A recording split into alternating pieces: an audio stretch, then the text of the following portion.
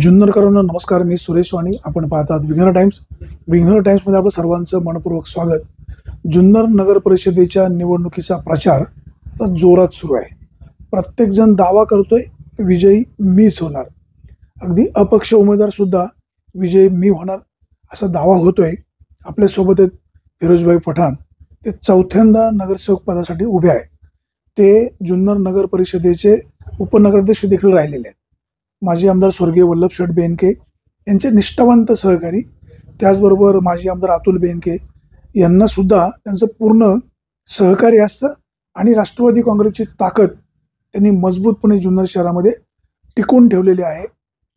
मुस्लिम समाजाचा कार्यकर्ता पक्ष नेतृत्वाशी प्रामाणिक राहतोय आणि चौथ्यांदा पुन्हा निवडणुकीला ते सामोरे जात आहेत.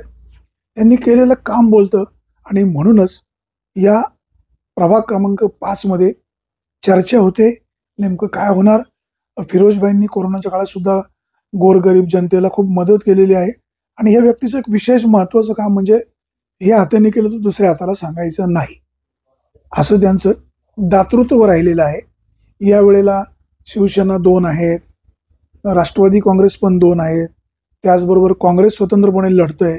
पण जुन्नर शहरामध्ये राष्ट्रवादी काँग्रेस म्हणजे जी अजित पवारांची राष्ट्रवादी काँग्रेस आहे त्यांचं पूर्ण तगडं पॅनल आहे. जुन्नरकर म्हणतायत की यावेळेला जुन्नरमध्ये सत्ता राष्ट्रवादी काँग्रेसचीच येणार. आता बघू यांचं व्हिजन काय आहे, कशा प्रकारे प्रचार चालू आहे. फिरोजभाई नमस्कार. नमस्कार. आता तुम्ही निवडणुकीला सामोरे जाताय, काय कुठले प्रश्न घेऊन? वणी साहेब, पहिले तर आपण इथं आलेत, माझं ऑफिस, माझं घर, याबद्दल मी तुमचं स्वागत करतो. वणी साहेब, तुम्ही जे बोललेत की असं केलं तसं केलं, मी एवढं मोठा नाहीये आणि कसं आहे, नाही म्हणजे जे केलं ते मी सांगतोय खोटं आहे का खरं आहे? ते सांगते ते खरं आहे, परंतु केलेलं काम कोणाला त्याची मार्केटिंग करत नाही. मार्केटिंग कधीच करत नाहीये. कोरोना होता, कोरोनामध्ये कसं आहे, लोक घरोघरी उपाशी होते, हे होते ते आपलं काम आहे, तो आपलं फर्ज आहे आपला. ते आपण समाजाचे देणे लागते ते करणं आपल्याला भाग आहे. हे तर दुसरी गोष्ट अशी आहे, राहिला कामाचा विषय, तर प्रभागातला सोडून बाकीच्याही प्रभागात मी कामं केलेली आहेत. आता तुम्ही आपले अतुल शेठ, मी गट नेता आहे, त्या हिशोबाने माझ्या इकडे ते राष्ट्रवादीचा निधी आला का अतुल शेठ सांगायचे बाबा हे पैसे कुठं कसे टाकायचे, त्या हिशोबाने टाका. तर त्या हिशोबाने मग कुठं समाजाला गरज आहे आणि लोकांना म्हणजे कोणाची मनही दुखली नाही पाहिजे, सगळ्यांची कामं व्हायला पाहिजे, या हिशोबाने सगळी कामं. आता बघा, फकीरपुरा म्हणजे कुठं आला, त्या आमचे वीटभट्टी आहे तिथलं याचं कंपाऊंड मोठं कंपाऊंड आहे. 32 लाख रुपये टाकले आणि ते कब्रस्तानला मोठं कंपाऊंड करून घेतलं. इथं जुन्नर नगरपालिकेची सुन्नी दफनभूमी आहे. सुन्नी दफनभूमीमध्ये 20 गुंठे जागा घेऊन, म्हणजे नगरपालिकेचीच जागा आहे, ठराव करून 20 गुंठे जागा घेतली आणि त्याला 40 लाख रुपयाचा कंपाऊंड, रस्ता, हे सगळं तिथं करून घेतलं. पुढं कसं आहे माहिती आहे का, दफनभूमी जी आहे लोकांना पाहिजे त्या हिशोबाने करून घेतलं. सगळ्यांचीच कामं करतो मी, असं नाही आहे का मुस्लिम समाजच करतो. हिंदू मुस्लिम माझ्या इथं बी नाही आणि इथं बी नाही, समाज समान आहे, ज्याचा ज्याचा धर्म ज्याच्या त्याच्या घरी. ही शिवजन्मभूमी आहे. हिंदू मुस्लिम जुन्नर शहरामध्ये मोठ्या प्रमाणात राहत आहेत, त्यांचं ऐक्य व्हावं कसे प्रयत्न असतात? साहेब, आपले प्रयत्न, आम्ही दिवसभर, माझी मुलं आहेत, मी आहे, आम्ही सगळ्यांचे जे हिंदू मुस्लिम दोन्ही बैठकीत बसतो, त्यांच्याशी व्यवहार करतो. आता थोडक्यात थोडंसं सांगतो तुम्हाला. माझे जे व्यवहार आहेत, मी कन्स्ट्रक्शनचा माझा धंदा आहे. आता माझं कलरचं काम, रस्त्यांकडं ड्रिंकवाले झाले, त्याच्यानंतर बांधकामवाले झाले, तिरुपती आहे, हे आहे, हे सगळे समाज संबंध. हिंदू मुस्लिम हा विषयच नाही आहे, हा शब्दच कशाला पाहिजे. सर्व आपण तुम्ही एकच जागेवर राहतात, एकच जागेवर गुणागोविंदाने आपण कमवतोय, खातोय, कोणी कोणाचं काय नाही, धर्म ज्याच्या त्याच्या घरात, काय विषयच नाही आहे. कोरोनामध्ये याची मीटिंग बसली कलेक्टर साहेबाची, गणपतीच्या वेळेला शांतता कमिटीची मीटिंग बसली. कलेक्टर साहेब होते, SP होते, जुन्नरचे सगळे तहसीलदार वगैरे प्रांत सगळे होते. त्यावेळेला मी तिथं सांगितलं, आमच्या इथं ललित गुजराती आहे, माझे शेजारी बसलेले होते. सदा बाजाराचा राजा म्हणजे गणपती महाराज, सदा बाजाराचा राजा, तो आम्हाला तिथून आम्हाला ते मूर्ती इकडे आणायची होती जुन्नरमध्ये. ते म्हणले मूर्ती छोटे छोटे मूर्त्या बसवा आणि कुठेही काही करायचं नाही. मी उभं राहून साहेबाला सांगितलं. आता माझं राहणं असंच आहे, मी हाजी आहे, टोपी माझ्या डोक्यात असती कायम. मी उभं राहिले सांगितलं, म्हणलं साहेब, सदा बाजाराचा राजा हे एवढी मूर्ती आणायला तुम्ही आम्हाला परवानगी द्या. लेण्याद्रीला शेडमध्ये असते ती, कारण मी 25-30 वर्ष तिथलं सदस्य आहे तिथलं. आम्ही प्रत्येक कामात तिथं, प्रत्येक कार्यक्रमात तिथं असतो नगरपालिकेजवळ, कारण माझा जन्म तिथं झालेला आहे शिपाई मल्ल्यामध्ये. आणि तिथून 4 पावलावर सदा बाजार आलाय. त्यांना मी विनंती केली, तेवढी एकच मूर्ती आणायला त्यांनी परवानगी दिली आणि ती आणली नंतर. म्हणजे तसं काही नाहीये साहेब. राहिलं कामाचा विषय, काम तर करावंच लागतंय. आता समजा गटारीची हे किरकोळ जी कामं आहेत, मोठमोठाली जी कामं आहेत ना, आता या प्रभागामध्ये इथून तिथून डांबरी रोड जे आहेत, तर गल्ली बोडीने ते डांबरी रोड नाही करता आम्ही कॉन्क्रिटिंग केलं होतं. पण जुन्नर शहरामधले रस्ते कसे आहेत हे वेगळं सांगायची गरज नाही. अनेक वेळा त्या नाले तुंबलेले असतात, पाणी रस्त्यावर वाहतं, लोकांची नाराजी आहे. जुन्नरकरांना अशुद्ध पाणी प्यायला मिळतं, हे कोणाचं पाप? नाही, हे काय माहितीये का, या वेळेला 9 वर्ष झाले इलेक्शन झालेलं नाहीये आणि प्रशासनावर कोणाचाही दबाव राहिलेला नाहीये. आणि या वेळेला म्हणजे कोणी कोणाचं ऐकतच नव्हतं.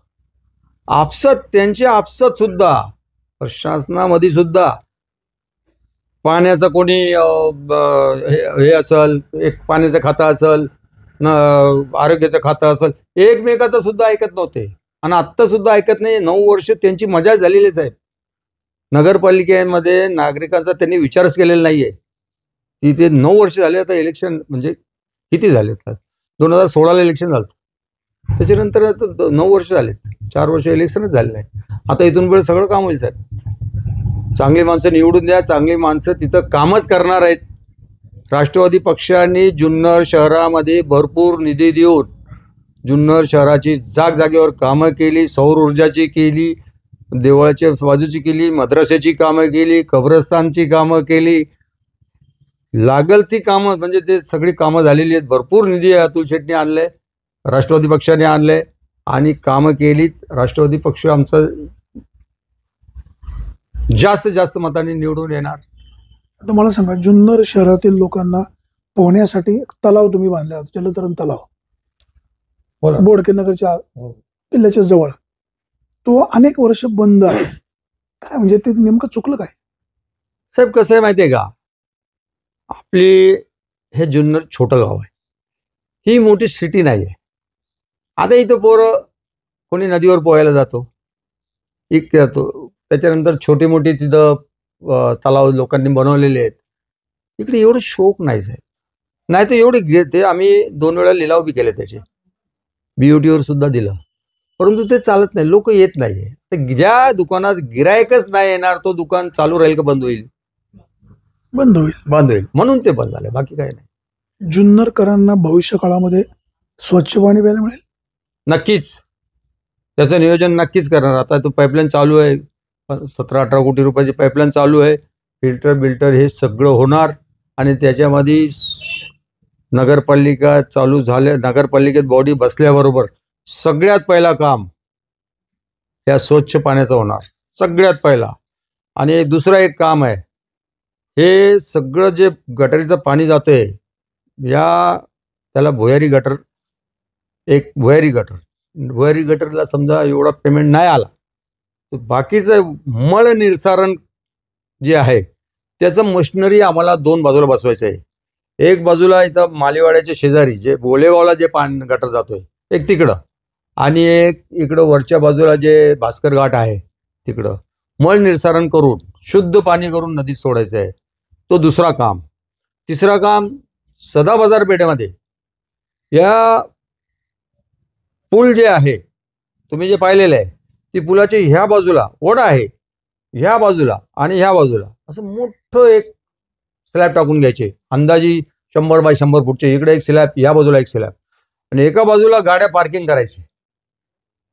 म्हणजे पुढची कामं मी सांगतो तुम्हाला. एका बाजूला गाड्या सगळे, सदाबहार पेठेला पार्किंग नाही आहे, त्या बाजूला पार्किंग करायचं, आणि एका बाजूला लेडीज जेंट्स टॉयलेट बाथरूम हे सगळं करून घ्यायचं. म्हणजे असे मोठं एक 100 फुटाचे स्लॅब टाकून घ्यायचे. यांच्यासाठी मी अतुल शेटला घेऊन अजितदादाकडे जाणार, त्याची नक्कीच त्याची निधी मी आणणार. अजित पवारांची सभा आहे, हा. कसा प्रतिसाद मिळेल? काय म्हणले? प्रतिसाद कसा मिळेल सभेला? चांगला प्रतिसाद मिळेल. अजितदादाची सभा आहे, सगळे राष्ट्रवादी पक्षाची काय इन्कमिंग होईल पक्षामध्ये? होणार आहे. पक्षामध्ये इन्कमिंग नक्कीच होणार आहे साहेब. हे मुद्द्याचं बोलले तुम्ही, नक्कीच न होणार आहे इन्कमिंग. काही लोक ज्याला यायचं ते खुशीने येणारच. तर समोर जे तुमच्या पॅनल आहे, म्हणजे सेना भाजपचं फिसकटलं, राष्ट्रवादी काँग्रेस पवार साहेबांची आणि उबाटाची शिवसेना, हे सुद्धा अनेक प्रभागामध्ये उमेदवार उभे करू शकले नाही. शिवसेनेने भाजपला फसवलं. काय त्याचा तुम्हाला कसा फायदा घेता येईल? ना, त्याबद्दल तर मी काय बोलू शकत नाही, कारण कसं आहे, तो त्यांचा विषय आला. तुम्ही कसे तगडे म्हणून आमचे तुम्ही तगडे म्हणून सामोरे जाते. अतुल बेनकेंचं नेतृत्व पुन्हा एकदा उभरतं दिसतंय. आमच्या पक्षापुरतं मी बोलू शकतो. राष्ट्रवादी पक्ष सक्षम आहे. आम्ही जीव लावून कामं करणार. लोकांच्या मनात राष्ट्रवादी पक्षाला निवडून द्यायचं आहे, आणि आम्ही नक्कीच जास्तीत जास्त नगराध्यक्ष आमचा निवडून आणून, आणि जास्तीत जास्त मतांनी जास्तीत जास्त आम्ही नगरसेवक निवडून आणू. तर आपण राष्ट्रवादी काँग्रेसवर चर्चा करू. तुमच्याकडे नगराध्यक्ष पदासाठी डॉक्टर शेवळ्यांचं कुटुंब पण इच्छुक होतं. बर. त्यांना डावललं. बर. ते अजूनही प्रचारामध्ये सहभागी नाहीत. बर. तर तो त्यांचा विषय आहे. पक्ष नाही का तुमचा? हो, पक्ष आहे ना, पण कसं आहे, प्रत्येक पक्षाला चीफ असतो, कमांडर असतो. कोणाला तिकीट द्यायचं, कोणाला नाही द्यायचं, तो विषय त्यांचा असतो, आणि थोडीफार नाराजगी होणार असो. फटका बसेल नाही काय. पापा खोतच्या कुटुंबामध्ये नगरसेवक सासरा, नगराध्यक्ष पदाचे उमेदवार सुनबाई. गेले 25 वर्ष पापासेठ नगरसेवक व्हायला पाहते, बरोबर आहे, आणि त्यांना मागच्या वेळेला तिकीट सुद्धा नाही दिला, तरी तो माणूस पक्ष सोडून गेला नाही. घरी बसले ना, पण प्रचारात सहभागी नाही झाले होते शेवटच्या टप्प्यात. हो, झाले होते, शेवटच्या टप्प्यात झाले होते. त्यांनी जे आता त्याला ते न्याय देण्यासाठी त्याला दोन्ही तिकीट दिलेले. काय लोकांमध्ये मग नाराजी नाही का? थोडीफार नाराजगी साहेब होणारच. कसं आहे, घरात 4 लेकरं असतात, थोडं आहे थोडं ते असं होतच आहे, चालतंय असं. पक्षही ते आमचं जे घरच आहे. वल्लभशेठ बेनके साहेबाच्या बरोबरच आम्ही काम केलेलं. 2006ला अपक्ष म्हणून निवडून आलो. मला तिकीट नाही दिलं होतं साहेब. आता तुम्ही हे बोलले म्हणून मला तिकीट नाही दिलं होतं 2006 मी अपक्ष भरला. साहेबाला हात जोडून विनंती केली, म्हणजे नाही, त्याला तिकीट गेलेलं आहे. मी अपक्ष उभं राहिलो, निवडून आलो. परत साहेबांनी फोन केला मला. आता साहेबाचं म्हणणं कसं तुम्हाला माहिती आहे, ए फिरोज कुठे रे, चल इकडे ये. आलो साहेब, गेल्यानंतर त्यांनी न्याय दिला. सगळ्यात अगोदर रेश्मा इनामदारला नगराध्यक्ष. मला म्हणले तुला उपनगराध्यक्ष आता देता येणार नाही, कारण दोन्ही नाही देता येणार, ही उतरली का तुला देतो. ते उतरल्यानंतर मला उपनगराध्यक्ष केले त्यांनी. साहेब 2011 पृथ्वीराज चव्हाणचा फोन आला, म्हणजे ते तत्कालीन मुख्यमंत्री त्यावेळेला मुख्यमंत्री होते, तुषार गाढवे यांनी फोन लावून दिलं पृथ्वीराज चव्हाण साहेबाला, आणि ते अंबरला तिकीट द्या म्हणून सांगितलं. त्यावेळेला अंबरला तिकीट दिलं, आणि मला तिकीट नाही मिळाला. तरी मी त्यांच्या सांगण्यावरून मी अपक्ष भरला नाही, अपक्ष मी उभं राहिलो नाही. तरी त्यांनी म्हणजे झाल्यानंतर मला स्वीकृत करून त्यांनी 5 वर्ष घेतलं. ते आमदार साहेबाची खेळी असती, लक्षात घ्या. हे राजकारण करायचं ते आमदार साहेब ज्यांनी न्याय दिला, बेनके साहेबांनी, म्हणजे आमदार वल्लभशेठ बेनके साहेबांनी मला 5 वर्ष स्वीकृत ठेवलं त्यांनी. त्याच्यानंतर 2016 मी मध्ये परत निवडून आलो. म्हणजे 2006 पासून आजपर्यंत मी तिथं नगरसेवक आहे. कितवी पंचवार्षिक? आता ही काय 4थी धरायची. आता मागच्या वेळेला किती मताधिक्य घेऊन तुम्ही विजयी झाले, आणि त्याच्यामध्ये आता किती वाढ होईल? कसं आहे, मागच्या वेळेला 904 मतं मला मिळाली होती. किती मतदान होतं? 250 जास्त मतदान नव्हतं. 3700 मतदान होतं, म्हणजे आत्तापेक्षा जास्त होतं. 3700 मध्ये आम्ही 3 जण होतो. त्याच्यामध्ये जास्त मतदान घेणाऱ्या आता विजयामध्ये वाढ होईल? नक्कीच होणार साहेब. काय त्याचं नक्कीच होणार. काय त्याचं कारण? त्याचं कारण लोकांची कामं आहे साहेब. लोकांची दुसरी एक गोष्ट मी तुम्हाला सांगतो साहेब, रस्त्याने इथून जर पायी गेलो ना तर नगरपालिकेपर्यंत जायला मला 1 तास लागतोय. कोण भेटले, उभं राहायचं, बोलायचं, प्रेम आहे माणसाचे, काय चाललंय काय नाही चाललंय, कोणाची काय अडचणी आहे का, नाही तर आपण मोटरसायकल चालू केली आणि ढुर्र चालले तिकडं, म्हणजे ते आपल्या कामात निघालो, आपण कोणाला हात केला नाही काय नाही. हे लोक पसंत नाही करत साहेब. मनमिळवपणा पाहिजे, लोकांची कामं पाहिजे, घराघरात कामं पाहिजे, लोकांच्या लग्नामध्ये जायचं, लोकांच्या मौतीमध्ये जायचं, दहाव्यामध्ये जायचं, हे एवढं काम. बाकी काय कामं नसतं ना. बाकी काय लोक स्वतःहून बोलतात आम्हाला हे काम, आमचं हे काम करा. चेंबर, साधा चेंबर भरला तरी लोक फोन करतात. नगरपालिकेची सुट्टी असली, मी माझा भट्टीवरचा लेबर बोलवतो आणि ते चेंबर साफ करून देतो. कामं पाहिजे, लोक कामं करायला पाहिजे. काम बोलतं, कामच बोलतो साहेब, दुसरं काय. आता मला सांगा, नगरपालिकेवर राष्ट्रवादी काँग्रेसची सत्ता येईल असं तुम्ही म्हणताय. हा.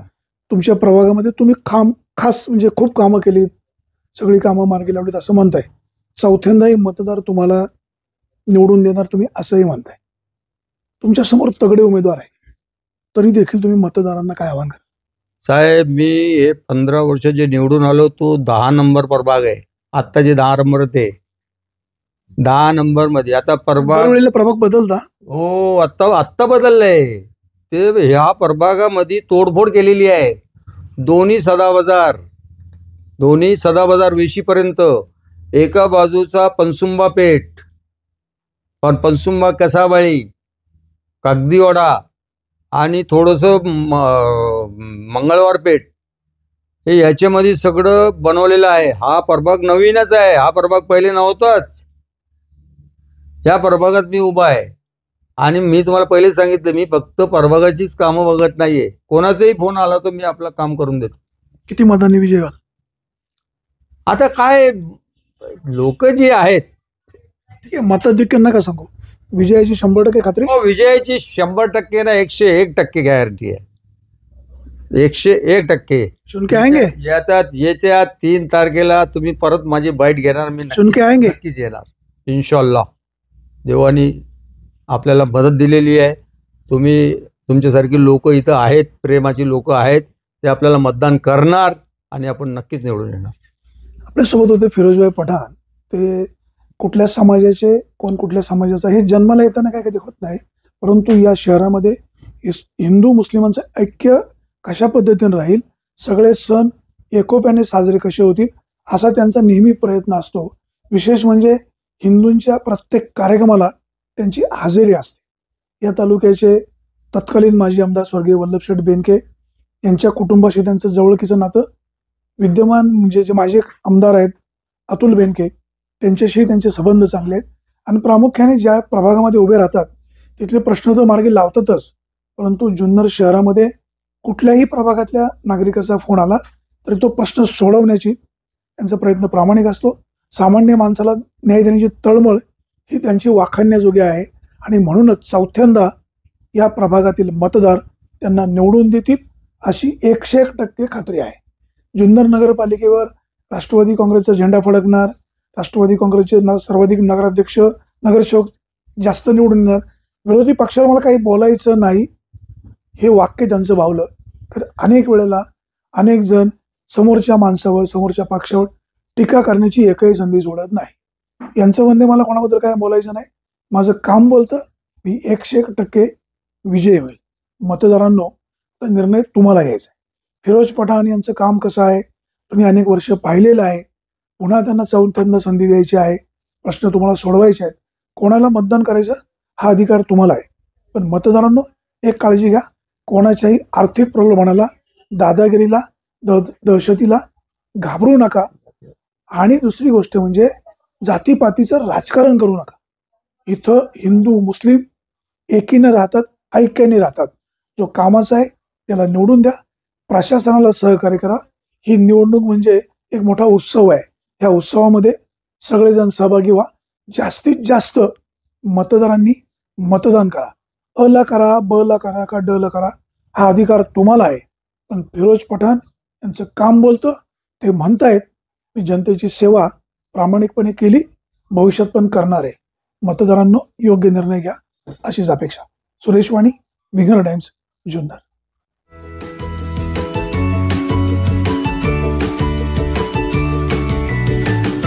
बातम्या शेतीच्या, बातम्या मातीच्या, बातम्या अन्यायाच्या, गुन्हेगारीच्या,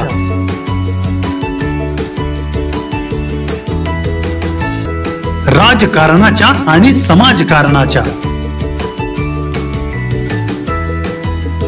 शोषणाविरुद्ध बुलंद आवाज, जनसामान्यांच्या हुंकाराची गाज, सत्कार्याला प्रोत्साहन, दुष्कृत्याला अनुशासन,